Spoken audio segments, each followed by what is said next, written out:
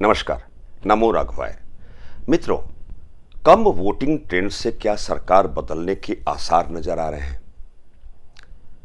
लोकसभा चुनाव 2024 में जो पूर्वत समय में जो 2 चरण हो चुके हैं, उसमें वोटिंग बहुत कम हो रही है। सोशल मीडिया और कई राजनीतिक विश्लेषक का कहना है कि इसका exactly negative impact Bharatiya Janata party को पड़ना स्वाभाविक है, चूंकि वोटिंग कम हो रही है। इसके पहले भी 1980 में, 1989, 1991 और सन 2004 में वोटिंग कम हुई थी और सरकार बदल चुकी थी। परंतु 1999 भी 99 में वोटिंग कम होने के बावजूद भी सरकार नहीं बदली थी। अर्थात यह कोई राजनीतिक सिद्धांत नहीं है कि वोटिंग कम हो रही है, इसका एग्जैक्टली नेगेटिव इम्पैक्ट बीजेपी को पड़ना है। हमारे यूट्यूब चैनल के माध्यम से भी बहुत सारे ऐसे कमेंट आए हैं। भारतीय नागरिक का कर्तव्य है कि अपने वोट देने के अधिकार को निष्ठावान तरीके से पूर्ण करे। विपक्ष जितना मजबूत होगा क्षमा चाहूँगा, जितना स्ट्रांग होगा, सरकार उतने बेहतरीन तरीके से काम करेगी। हमारे यहाँ लोकतांत्रिक मूल्य को स्थापित किया गया है और पार्लियामेंट्री सिस्टम के तहत जितना विपक्ष मजबूत होता है, सरकार उतने सार्थक तरीके से जनता के कल्याण के लिए कार्य करती है। तो सवाल उठता है कि यह वीडियो मैं बनाना नहीं चाहता था, परंतु वोटिंग कम होने के कैसे संकेतक हैं? क्या इसका नकारात्मक प्रभाव, इसका इम्पैक्ट, जो इफेक्ट है, बीजेपी को पड़ना है या कहानी कुछ और है? हम ज्योतिष नियम की बात करेंगे और ज्योतिषीय तर्क शक्ति की बात करेंगे, क्योंकि जब मनुष्य हारता है तो जीवन की आकलन के संदर्भ में हम ईश्वरीय विधा अर्थात वेद के अंग अर्थात हम ज्योतिष का सहारा लेते हैं, जो जीवन में किसी भी परिक्षेत्र में आकलन करने में एक सहायक की भूमिका निभाती है। मित्रों, हम मानवीय जीवन में कर्मा करने आए हैं और कर्मफल भोगने भी आए हैं। तो जैसे एक एग्जाम्पल के तौर पे हम किस कर्मा फल भोग में आने वाले हैं, हमारी लग्न कुंडली व्याख्यायित करती है। फॉर एग्जाम्पल, किसी लग्न पत्रिका में शुक्र दोष है तो उस जातक को, उस व्यक्ति विशेष को शुक्र के जो भी चारित्रिक प्रकृति, स्वभाव, नेचर है, कैरेक्टर है, उससे मनुष्य दूर होता है, पीड़ित होता है, अर्थात आशावादिता के संचार से काफी दूर होता है। उसका जीवन सुंदर नहीं होता, करेंसी के अभाव में आने लगता है, इरिटेट होता है, उसका दाम्पत्य जीवन बाधित होता है, अर्थात आर्थिक रूप से दीनहीन, कमजोर होने लगता है। जैसे शुक्र में असुरी शक्ति है, अर्थात शुक्र को जब डिफाइन सामान्य तरीके से करेंगे तो असुरों के गुरुदेव शुक्राचार्य है। करेंसी, पैसा, दाम्पत्य जीवन का कारक शुक्र है, रति सुख का कारक शुक्र है, संतान सुख का कारक शुक्र है। अर्थात जीवन को सुंदर बनाने के लिए, एक सोफिस्टिकेटेड तरीके से खुद को ट्रीट करने के लिए, अर्थात सोफिस्टिकेटेड लाइफ हो, ग्लैमरस लाइफ हो, भोग विलासता युक्त जीवन हो, अर्थात किसी की जन्म कुंडली में शुक्र दोष होता है तो इंसान उसी शुक्र को भोगने के लिए आता है। एक एग्जाम्पल के तौर पे, एक सामान्य कथन के तहत मैं आपको समझाने का प्रयास कर रहा हूं। अर्थात इसका एग्जैक्टली जो कम वोटिंग हो रही है, तो यह राजनीतिक विश्लेषक का काम है कि वोटिंग कम होने का मुख्य कारण क्या है। परंतु ज्योतिषीय नियम और आधार के रूप में हम तलाश करते हैं तो हमारे विष्णु पुराण में, हमारे धर्म ग्रंथ के माध्यम से या श्रीमद् भगवद गीता के माध्यम से, रामचरितमानस के माध्यम से बहुत सारे जीवन के आकलन में यह सहायक की भूमिका निभाती है। उसी प्रकार विष्णु पुराण में कुर्म चक्र को एक्सप्लेन किया गया है, अर्थात ज्योतिष का एक इंपॉर्टेंट पार्ट है। कुर्म चक्र ज्योतिष का तात्पर्य है, जो मैंने अपने पहले के वीडियो में हमने इसका उल्लेख किया था। कुर्म चक्र में नक्षत्रों और ग्रहों के जो गोचरी व्यवस्था होते हैं, उसके संदर्भ में हम देश में होने वाले शुभ और अशुभ घटनाओं को हम जान सकते हैं, आकलन कर सकते हैं क्या होना है। अर्थात कुर्म का मतलब कछुआ होता है और पौराणिक कथाओं में धार्मिक मान्यता है मित्रों कि प्रभु विष्णु जी के 10 अवतारों में दूसरा अवतार कुर्म अर्थात कछुआ का अवतार माना गया है।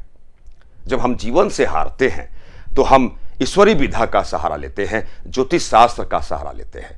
लॉजिकली आपको बताने का मैं प्रयास करने की कोशिश में लगा हूं कि जो वोटिंग कम हो रही है, इसका exactly impact Bharatiya Janata party को एक नकारात्मकता की तहत ले जाने वाली है, या कहानी कुछ और है। कुर्म चक्र को हम डिफाइन करते हैं तो पूरे संपूर्ण भारतवर्ष को 9 भागों में बांटा गया है और 27 प्रकार के नक्षत्रों को, 3-3 नक्षत्रों को 9 भागों में बांटा गया है।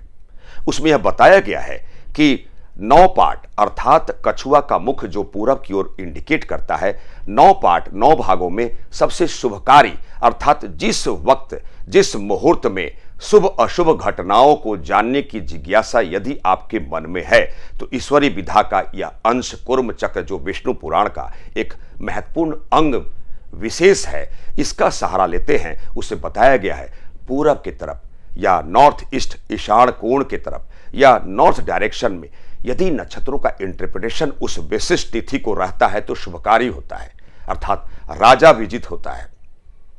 हमारे देश के राजा इस लोकतांत्रिक देश में देखा जाए तो हमारे देश के प्रधानमंत्री माननीय मोदी जी हैं। तो मोदी जी विजित होंगे या हारेंगे इसकी जानकारी 4 जून 2024 को यदि आप ज्योतिषी तर्क का इस्तेमाल करेंगे तो आप गौर फरमाइएगा कि 7 ग्रह का इंटरप्रिटेशन 7 ग्रह नक्षत्र वाइज कुर्म चक्र ज्योतिष के ईशान कोण, नॉर्थ डायरेक्शन और पूर्व डायरेक्शन में है, अर्थात राजा विजित होगा। अर्थात वोटिंग कम होने के बावजूद भी इतना मैं कह सकता हूं कि माननीय प्रधानमंत्री मोदी जी विजित होंगे। मित्रों, अगले स्टेप में 27 प्रकार के नक्षत्र में सौर मंडल के तहत ऐसा हमने नहीं देखा है कि 4 जून 2024 को शानदार इंटरप्रिटेशन की प्राप्ति हो रही है। कुर्म चक्र ज्योतिष की अलावा हम आगे बढ़ते हैं तो इंडिया महागठबंधन जिस विशिष्ट तिथि को 18 जुलाई 2023 को अपने अस्तित्व में आई थी और कन्या लग्न की मुहूर्त कुंडली की प्राप्ति हो रही है और पूरे मई 31 मई तक मंगल दोष रहेगा, अर्थात अंगारक योग का निर्माण होगा। राहु और मंगल साथ बैठेंगे। उस लग्न मुहूर्त कुंडली में इंडिया महागठबंधन की लग्न कुंडली में मृत्यु भाव मार्केश मंगल जो ऑलरेडी पीड़ित रहेगा और उस कन्या लग्न के मुहूर्त में पार्टनरशिप 7th हाउस में अंगारक योग बनेगा। वही मंगल का नेगेटिव इंपैक्ट महागठबंधन को प्राप्त हो रहा है, इंडिया महागठबंधन को प्राप्त हो रहा है। वहीं जो कि हमारे देश के प्रधानमंत्री माननीय मोदी जी की मंगल की राशि और मंगल की लग्न है। मंगल एक positive enforce power Bharatiya Janata party को और देश के प्रधानमंत्री माननीय मोदी जी को अप्लाई कर रहा है। वही मंगल और राहु का युति कंजक्शन मोड इंडिया महागठबंधन को पीड़ित करने के लिए मजबूर कर रहा है।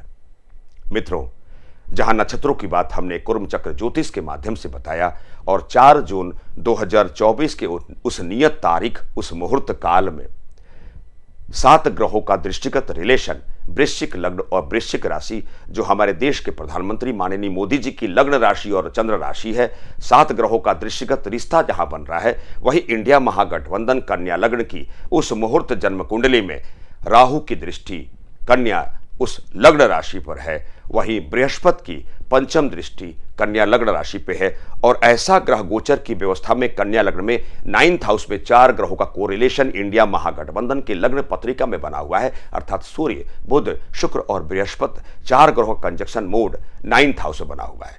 सूर्य अग्रज भाव को इंडिकेट करता है। इस इंडिया महागठबंधन में अगर हम कांग्रेस की बात करें तो सूर्य की बात होती है, अर्थात उस मुहूर्त काल में ऐसा आभासित करा रहा है कि कांग्रेस बाकी अन्य पार्टियों से अनबन का योग बनने वाले उस मुहूर्त काल में कांग्रेस पार्टी पहुंच रही है। मित्रों, जब हम जीवन का आकलन करते हैं तो ग्रहों का सहारा लेते हैं। जहां 27 प्रकार के नक्षत्रों के समूहन में 4 जून 2024 को कुर्म चक्र ज्योतिष में नक्षत्र जहां उसका पॉजिटिव इंपैक्ट हमारे देश के प्रधानमंत्री माननीय मोदी जी की लग्न पत्रिका से और भारतीय जनता पार्टी को प्राप्त हो रही है, अर्थात देश का राजा विजित हो रहा है। वहीं मंगल और राहु का कोरिलेशन अंगारक योग एक विघटित वाले माहौल में एंट्री करा रही है इंडिया महागठबंधन को। वहीं 9 ग्रहों के समुच्चय में, चूंकि ज्योतिष की बात होती है तो 9 ग्रहों और 27 नक्षत्रों का समुच्चय मात्र है एस्ट्रोलॉजी, 12 राशियों को भी इसमें इंक्लूड कर सकते हैं।